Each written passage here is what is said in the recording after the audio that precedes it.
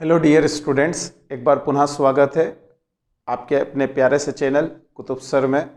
मैं कुतुब सर आपका स्वागत करता हूं। चलिए आज का लेक्चर शुरू करते हैं। टॉपिक का नाम है स्थिर विद्युत में एक बहुत आईएमपी टॉपिक है। इस टॉपिक का नाम है कि द्विध्रुव के कारण अक्षीय स्थिति में विद्युत क्षेत्र की तीव्रता की गणना। इसे ज्ञात करने के लिए आपके पास में थोड़ी थोड़ी सी जानकारी होना चाहिए इलेक्ट्रिक फील्ड यानी विद्युत क्षेत्र की तीव्रता के संबंध में। विद्युत क्षेत्र की तीव्रता के संबंध में हमने पढ़ा था कि अगर आपके पास में पॉजिटिव चार्ज है यानी धनात्मक आवेश है। कैसा आवेश है? धनात्मक आवेश। ठीक है। और धनात्मक आवेश के आसपास आप इलेक्ट्रिक फील्ड देख रहे हैं। ये जैसे ये धनात्मक आवेश है, पॉजिटिव चार्ज। तो धनात्मक आवेश के लिए इलेक्ट्रिक फील्ड यानी विद्युत क्षेत्र की तीव्रता की दिशा क्या होगी? इसकी दिशा विद्युत क्षेत्र इस विद्युत क्षेत्र की दिशा रहेगी पॉजिटिव चार्ज यानी धनात्मक आवेश से दूर हटते हुए, है ना। धनात्मक आवेश से दूर हटते हुए। एक बात तो ये हो गई। अगर आवेश ऋणात्मक है तो क्या होगा भाई? कैसा आवेश आ जाए? ऋणात्मक आवेश आ जाए। तो अगर ऋणात्मक आवेश है तो इसके लिए डायरेक्शन रहेगी कि ये नेगेटिव चार्ज है, तो नेगेटिव चार्ज के लिए टुवर्ड्स द चार्ज, यानी इलेक्ट्रिक फील्ड की डायरेक्शन रहेगी, इलेक्ट्रिक फील्ड का यानी विद्युत क्षेत्र की जो तीव्रता रहेगी वो ऋणात्मक आवेश की ओर होगी। समझ में आ गई बात? और हमने क्या पढ़ा था कि अगर हमारे पास में कोई आवेश है Q, तो इससे r डिस्टेंस पर जो इलेक्ट्रिक फील्ड यानी विद्युत क्षेत्र की तीव्रता का व्यंजक होगा, फॉर्मूला होगा, सूत्र होगा, वो क्या रहेगा मेरे प्यारे प्यारे बच्चों? 1/4πε0 divided by r square. Got it? ये देखो, ये सिंपल सी तीन चीजें हैं। अगर ये तीन चीजें हमारे ब्रेन में बैठी है तो इसके बाद तो टॉपिक में कुछ बचा ही नहीं है। बहुत सिंपल तरीके से इस टॉपिक को पूरा कंप्लीट कर देंगे। तो चलिए शुरू करते हैं टॉपिक को। तो सबसे पहले देखिए कि डायपोल क्या होता है, द्विध्रुव क्या होता है। विद्युत द्विध्रुव दो आवेशों का एक निकाय होता है जिसमें पहले आवेश पर और दूसरे आवेश पर विजातीय आवेश होते हैं। मतलब एक अगर धनात्मक है तो दूसरा ऋणात्मक होता है, और दोनों के बीच में कुछ सेपरेशन होता है, कुछ दूरी होती है। इस सिस्टम को या इस निकाय को क्या कहा जाता है? इस निकाय को कहा जाता है विद्युत द्विध्रुव, है ना। जैसे एक एग्जाम्पल दूं तो मैं HCl का जो अणु होता है, मॉलिक्यूल होता है, उसमें हाइड्रोजन पर पॉजिटिव चार्ज यानी धनात्मक आवेश और क्लोरीन पर नेगेटिव चार्ज मतलब ऋणात्मक आवेश, इन दोनों के बीच में कुछ सेपरेशन होता है ना। ये सारी चीजें हैं। तो ये जो हमारे पास में डायपोल बना, ये जो सिस्टम बना, इसे क्या कहा जाता है? विद्युत द्विध्रुव या इलेक्ट्रिक डायपोल। ये इलेक्ट्रिक डायपोल मैंने यहां पर यानी विद्युत द्विध्रुव यहां पर बना दिया है। अब इस विद्युत द्विध्रुव के कारण हमें क्या करना है? इलेक्ट्रिक फील्ड कैलकुलेट करना है, विद्युत क्षेत्र की तीव्रता ज्ञात करनी है अक्षीय स्थिति में। ठीक है। तो ये इसका सेंटर मान लेते हैं O, वो इसका सेंटर हो गया। देखिए ये जो लेंथ है, ये जो लंबाई है विद्युत द्विध्रुव की, इसे कहा जाता है इफेक्टिव लेंथ, है ना। अब यहां से O से R दूरी पर हमने एक पॉइंट कंसीडर किया। इस लाइन को मिला दे तो ये क्या कहलाएगी? अक्षीय स्थिति। ठीक है भाई। यहां एक पॉइंट मार्क किया, पॉइंट कंसीडर कर लेते हैं X। हमने एक पॉइंट यानी एक बिंदु मार्क कर दिया, एक बिंदु बनाया। इस बिंदु X पर हमें क्या करना है? इस विद्युत द्विध्रुव के कारण विद्युत क्षेत्र की तीव्रता ज्ञात करनी है। सबसे पहले हम क्या करेंगे? देखिए ये जो पॉजिटिव चार्ज है, ये जो पॉजिटिव चार्ज है, ये जो धनात्मक आवेश है, इस धनात्मक आवेश के कारण X पर लगने वाला विद्युत क्षेत्र की तीव्रता ज्ञात करेंगे। तो क्या लिखेंगे? विद्युत क्षेत्र की पॉजिटिव Q आवेश के कारण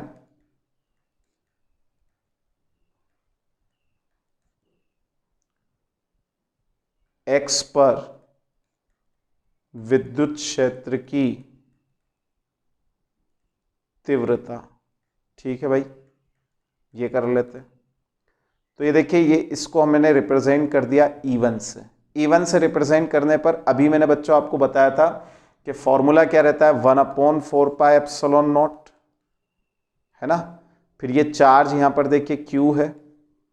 अभी ध्यान से देखिए, पिछली स्लाइड में मैंने आपको बताया था यहां पर R क्या होता है, चार्ज से, आवेश से उस बिंदु तक की दूरी, आवेश से उस बिंदु तक की दूरी, आवेश और बिंदु तक की दूरी जो होती है वो R होती है। ठीक है, तो अब यहां पर हम क्या करेंगे, A से लगाकर x तक की दूरी, तो ax²। ठीक है भाई, ax का वर्ग। अब इसे और सॉल्व कीजिए, तो E1 is equal to 1/4πε0, 1/2, 1/4πε0, Q as it is. ax की जगह पर हम क्या लिखेंगे, देखिए AO plus OX, AO plus OX। आया समझ में यहां तक? इसे और हम क्या लिख सकते हैं, ध्यान से देखते जाइए, इसे थोड़ा सा छोटा कर देते हैं।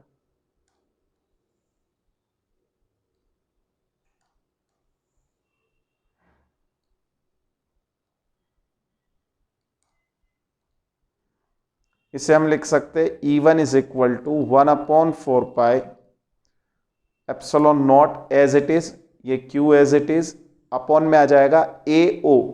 AO की जगह पर लिखेंगे हम, देखिए ये मिड पॉइंट है, ये मध्य बिंदु है AB का। तो अगर आधी लेंथ देखें तो 12 की आधी लेंथ कितनी हो जाएगी, L। सही है, ये 12 की आधी लेंथ कितनी हो जाएगी, L, है ना। आगे यहां तक समझ में? तो AO की जगह पर लिखेंगे L और OX की जगह पर लिखेंगे R होल स्क्वायर। ये बन गई हमारी समीकरण नंबर 1। अब हम ये जो कैलकुलेट किया हमने इलेक्ट्रिक फील्ड, इसकी डायरेक्शन की चर्चा कर लेते हैं। अभी थोड़ी देर पहले मैंने आपको बताया था कि पॉजिटिव चार्ज के लिए क्या होती है, यानी धनात्मक आवेश के लिए इलेक्ट्रिक फील्ड की डायरेक्शन, विद्युत क्षेत्र की तीव्रता क्या होती है, अवे फ्रॉम द चार्ज, मतलब चार्ज से दूर हटते हुए। जैसे ये चार्ज है तो चार्ज से दूर हटते हुए, चार्ज से दूर हटते हुए। तो अगर यहां पर ये चार्ज है, ये आवेश है, पॉजिटिव चार्ज है, तो इससे दूर हटते हुए डायरेक्शन बन जाएगी, ये इलेक्ट्रिक फील्ड की डायरेक्शन बनी E1। आया समझ में आता? आगे देखिए, बी पर रखे हुए -Q चार्ज यानी ऋणात्मक चार्ज की वजह से, ऋणात्मक आवेश की वजह से x पर विद्युत क्षेत्र की तीव्रता ज्ञात करेंगे। करे भाई, क्या लिखेंगे यहां पर, -Q आवेश के कारण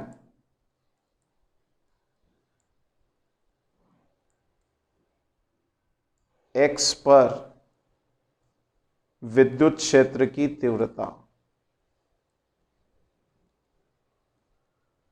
ठीक है भाई, अब विद्युत क्षेत्र की तीव्रता हम -Q आवेश के कारण देखेंगे। तो E2 इज इक्वल टू कितना आएगा, 1/4πε0 डॉट Q डिवाइडेड बाई, अब B से लगाकर x तक की डिस्टेंस निकालेंगे हम, B से x तक, है ना, तो bx²। ठीक है भाई, इसको सॉल्व करते जाइए।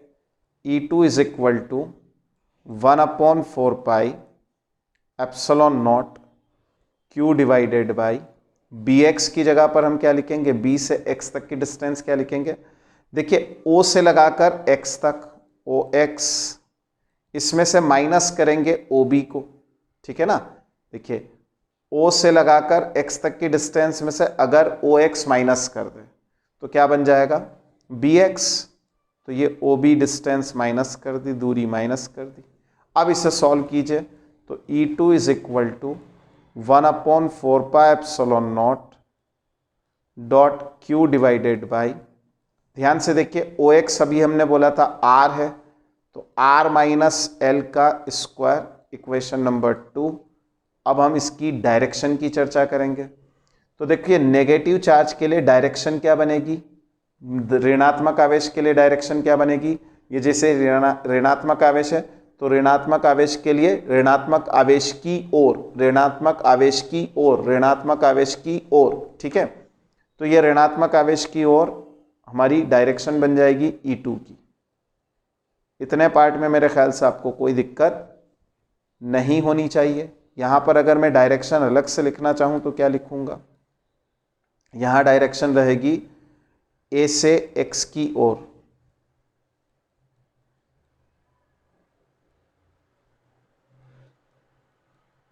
और यहां डायरेक्शन क्या रहेगी, एक्स से बी की ओर।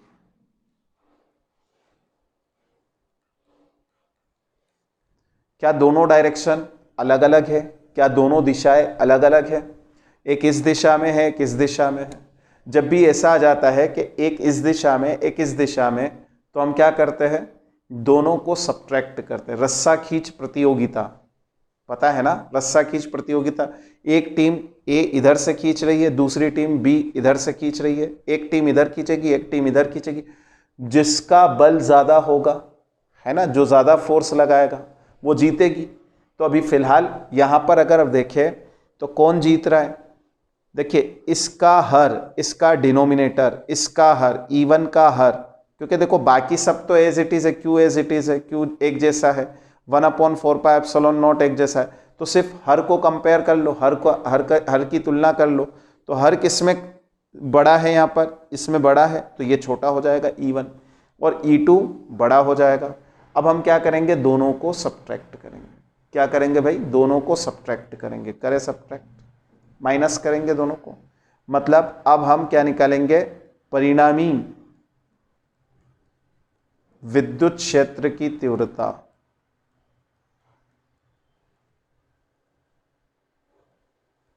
अब हम परिणामी विद्युत क्षेत्र की तीव्रता ज्ञात करेंगे। कैसे निकालेंगे, E बराबरी पर आ जाएगा E2 माइनस E1। देखिए हमारा एक सिंपल सा रूल है, जो बड़ा हो उसे पॉजिटिव लो, उसे धनात्मक लो, जो छोटा हो उसे ऋणात्मक लो। ठीक है, ये सिंपल है। इसे ऐसा करने से आपके प्रॉब्लम्स जल्दी जल्दी सॉल्व होने लगते हैं। ठीक है बेटा, तो E2 की जगह पर हम ये पूरा चिपका देंगे, और E1 की जगह पर ये पूरा चेप देंगे। करें, तो बाई चेपिंग ऑल द वैल्यूज, है ना, तो E2 की जगह पर हम क्या लिखेंगे, 1/4πε0 Q divided by R minus L का square minus 1/4πε0 Q divided by R plus L का स्क्वायर। सही है भाई, इतने पार्ट में तो मेरे ख्याल से कोई कंफ्यूजन नहीं होना चाहिए। यही चीज हमने कहां से निकाली है, इक्वेशन 1 और इक्वेशन 2 से हमने इसे चिपका दिया, समीकरण 1 और समीकरण 2 से। ठीक है, इसको सॉल्व करना है, वो तो बाएं हाथ का काम है आप लोगों का, सिंपल है। Q/4πε0, ये Q/4πε0 दोनों में कॉमन था, दोनों में है ना, वेनिस्ट है ना दोनों में, तो बाहर निकाल लो। जो बच गया उसे लिख दो, 1/r माइनस एल का square minus 1/r plus L का स्क्वायर। सिंपल है। इसके बाद हमें जो करना है, मैं आपको एक एग्जाम्पल के माध्यम से समझाता हूं, ध्यान से देखिए। 1/ अगर 2 लिखा है और माइनस में 1/5 लिखा है, तो कैसे सॉल्व करते हैं, ये 2 और 5 का मल्टीप्लाई कर देते हैं, गुणा कर देते हैं। इस 5 को इधर मल्टीप्लाई करते तो 5 माइनस इस 2 का इधर मल्टीप्लाई करते तो 2। ये जो हमने किया बस सेम काम यहां पर कर दो। सही है, तो क्या आएगा answer, E is equal to Q/4πε0, ये R प्लस एल का whole square minus R minus L का होल स्क्वायर, और अपॉन में आ जाएगा R minus L whole square और R plus L whole square. ये दोनों का मल्टीप्लाई, डिनोमिनेटर में हर में क्या करेंगे, मल्टीप्लाई करेंगे, गुणा करेंगे, दोनों का हर का गुणा कर दिया, और 5 इधर मल्टीप्लाई कर देंगे, क्रॉस मल्टीप्लाई कर देंगे। तो क्रॉस मल्टीप्लाई इसी तरीके से करेंगे कि R plus L whole square का इधर multiply, R minus L whole square का इधर मल्टीप्लाई। आया यहाँ तक समझ में, बहुत सिंपल सा काम था। अब हम इसे क्या करेंगे, और ज़्यादा सॉल्व करेंगे। कैसे करेंगे, देखिए, E as it is, Q as it is, 4πε0 as it is, A plus B whole square की आइडेंटिटी लगाएंगे, R plus L whole square R square plus L square plus 2RL। सही है। a minus B whole square की identity लगाएंगे, R square minus L square, R square plus L square minus 2RL। ठीक है भाई, इन दोनों को हम यहाँ पर सब्सटीट्यूट कर देते हैं, रख देते हैं। R plus L whole square की जगह पर ये पूरा आ जाएगा, R square plus L square minus 2RL। ठीक है भाई, सॉरी प्लस आएगा माइनस, अब ये माइनस इसमें मल्टीप्लाई करते जाइए, है ना, नीचे वाले में। तो minus R square minus L square minus minus plus 2RL। सही है। नीचे क्या आ जाएगा, देखिए ध्यान से देखिएगा, a minus B, A plus B क्या होता है भाई, A square minus B square. अब चूंकि यहां पर स्क्वायर है तो इस पूरे पर भी स्क्वायर लगा दो। सेम काम यहां पर भी कर लेते हैं, R square minus L square और पूरे पर स्क्वायर, ये ब्रैकेट क्लोज। समझ आया। इतने पार्ट में मेरे ख्याल से आप लोगों को कोई दिक्कत नहीं होनी चाहिए। आर स्क्वायर से ये आर स्क्वायर का, एल स्क्वायर ने एल स्क्वायर को मार दिया, जो बच गया उसे लिख रहा हूं, यहां पर लिख देते हैं। ध्यान से देखिए, E इज इक्वल टू क्या आएगा answer, E is equal to Q upon 4 pi epsilon not. ठीक है भाई। अब देखो 2RL इसको लिखेंगे 4RL, है ना, और अपॉन में R square minus L square और इसका स्क्वायर।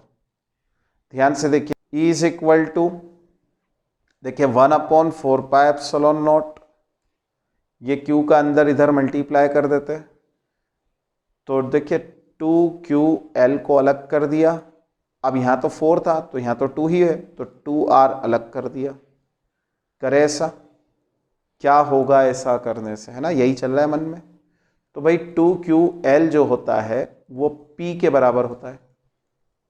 किसके बराबर होता है, P के बराबर। और P क्या होता है, द्विध्रुव आघूर्ण। क्या होता है भाई, विद्युत द्विध्रुव आघूर्ण होता है ना, इलेक्ट्रिक डायपोल मोमेंट। ये क्या होता है, इलेक्ट्रिक डायपोल मोमेंट या विद्युत द्विध्रुव आघूर्ण। अब मैं 2QL की जगह पर क्या लिखूंगा, आसानी से P लिखूंगा, 1 upon 4 pi epsilon not as it is, P as it is, और ये 2R, तो 2PR अपॉन में आ जाएगा R square minus L square whole square. This is the formula for getting electric field intensity at axial position, यानी अक्षीय स्थिति में किसी विद्युत द्विध्रुव के कारण जो इलेक्ट्रिक फील्ड हम निकालेंगे, विद्युत क्षेत्र की तीव्रता निकालेंगे, वो विद्युत क्षेत्र की तीव्रता इतनी होगी। समझ आया, कोई दिक्कत नहीं इसमें। देखिए ये जो फॉर्मूला आया, इस फॉर्मूला में एक और खास बात समझ लेते हैं, एक और बात समझते हैं। देखिए ध्यान दीजिए, अभी मैंने आपको बताया था विद्युत द्विध्रुव HCl, तो जो HCl की साइज होती है ना, HCl मॉलिक्यूल यानी जो अणु होता है उसकी साइज होती है, कितनी होती है, अप्रोक्स 1.27 एंगस्ट्रॉम, 1.27 एंगस्ट्रॉम। ये तकरीबन होता है 1.27 गुणित 10 की घात -10 मीटर। अब सोचिए इतना छोटा मॉलिक्यूल होता है, यानी इतना छोटा डाइपोल होता है। तो अब इतने छोटे डाइपोल के लिए अगर जो R है, देखो यानी 2L क्या हो गया इसका, HCl का 2L क्या हो गया 1.27, जो हमने 2L लिखा ना वो 1.27 हो गया। अब R की वैल्यू अगर ज़्यादा नहीं 1 सेंटीमीटर भी ले लेते हो आप, 1 सेंटीमीटर भी लेते हो, तो 2L जो होगा वो बहुत बहुत छोटा हो जाएगा R से, है ना। तो क्या लिखेंगे, यदि 2L बहुत बहुत छोटा है R से, है ना, बात समझ में आई आपको। देखिए ये डायपोल है, ये डायपोल की लेंथ 2L है ना, ये प्लस Q लिया था हमने या माइनस Q लिया था, यहाँ पर पॉइंट X लिया था, और यहाँ से अगर इस पॉइंट से यानी और इसके मिड पॉइंट से, है ना, मध्य बिंदु से, अगर ये R डिस्टेंस बहुत ज़्यादा है और 2L बहुत छोटा है, तो हम क्या कर सकते हैं, इस एल स्क्वायर को निग्लिजिबल मान सकते हैं, एल स्क्वायर को हम नगण्य मान सकते हैं। तब एल स्क्वायर को नगण्य माना जा सकता है। ठीक है, हम क्या कर सकते हैं, एल स्क्वायर को नगण्य मान सकते हैं। जब मान सकते हैं तो यहां से एल स्क्वायर हटाओ, एल स्क्वायर हटेगा तो आंसर क्या आएगा, E इक्वल टू 1/4πε0 और अपॉन में आएगा देखो आर स्क्वायर और एक और स्क्वायर, तो r पावर 4, r से एक r कटेगा तो r³ बचेगा, मतलब फाइनली आंसर क्या आएगा, E equal to 1/4πε0.2p divided by r³। ठीक भाई, लेकिन अगर आपने ये पूरा यहां तक सॉल्व किया भी और मान लो एग्जाम में ये 5 मार्क्स का है, तब भी आपको ये पूरे 5 मार्क्स नहीं मिलेंगे, 4 या 4.5 मार्क्स मिलेंगे। ये आधा मार्क या 1 मार्क जो चला गया वो कहाँ गया, फिर से दोहराओ, मन में लाओ, जो विद्युत क्षेत्र की तीव्रता थी वो तो वेक्टर क्वांटिटी है, सदिश क्वांटिटी है, सदिश राशि है ना, सदिश है ना, पर यहां पर तो हमने दिशा बताई नहीं। तो अब हम जरा दिशा को कैलकुलेट करने की कोशिश करते हैं। बताइए, E1 ने मैदान जीता या E2 ने, बाजी कौन जीत रहा है, E2। तो जो E2 की दिशा होगी बस वही दिशा किसकी हो जाएगी, वही दिशा हो जाएगी आपके परिणामी विद्युत क्षेत्र की। मैं ये डायग्राम फिर से कॉपी कर देता हूं।